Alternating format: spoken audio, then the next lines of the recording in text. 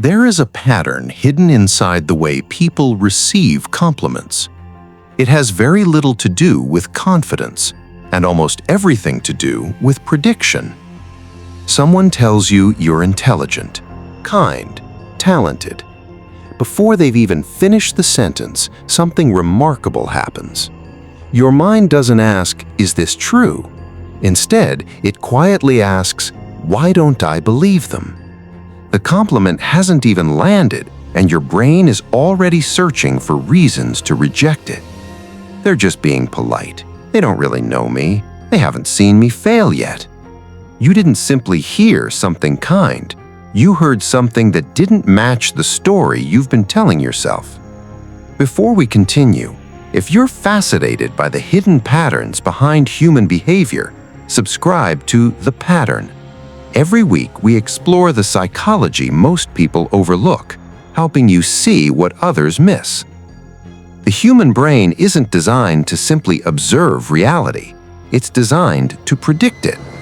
Long before you're consciously aware of what's happening, your mind compares every new experience to thousands of old ones. That's how it keeps you safe.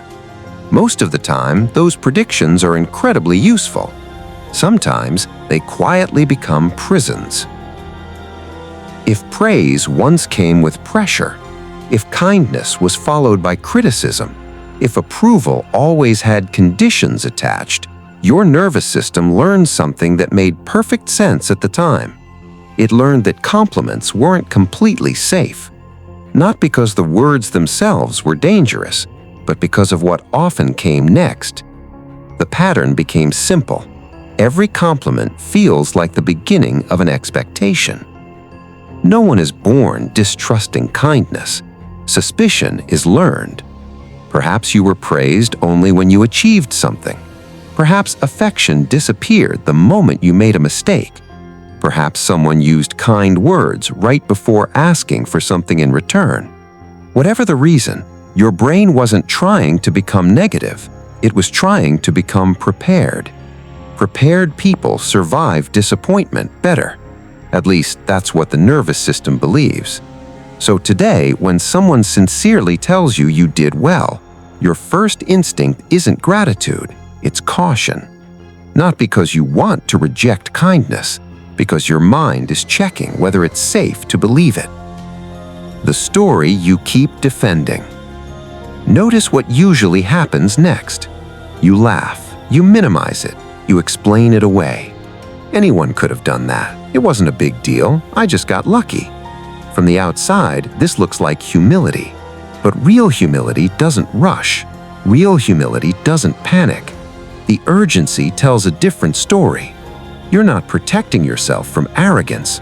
You're protecting yourself from disappointment.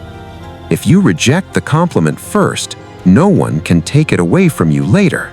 For a brief moment, that feels safer. Here's the pattern most people never notice.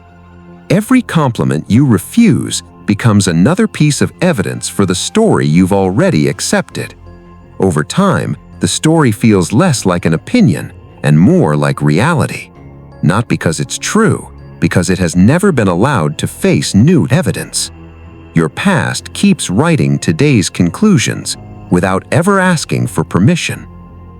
Healing doesn't begin by believing every compliment. That's not the goal. The goal is much smaller.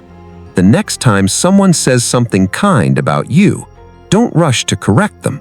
Don't argue. Don't explain. Don't immediately point towards someone else. Just pause. Let the words exist for a moment without trying to edit them. That single pause interrupts years of automatic prediction. And in that quiet moment, ask yourself one question. What if this one is simply true? There is one final pattern worth remembering. Your past taught your nervous system what to expect. It never decided what is true forever. Every genuine compliment is an opportunity to update an old prediction. Not because other people's opinions define your worth, but because your own mind deserves the chance to examine evidence instead of automatically rejecting it. Sometimes the hardest person to convince isn't the world. It's the version of yourself that learned to expect disappointment before hope.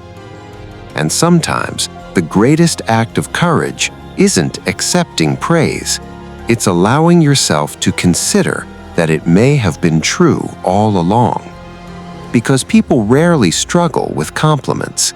They struggle with what accepting those compliments would force them to believe about themselves. See what others miss.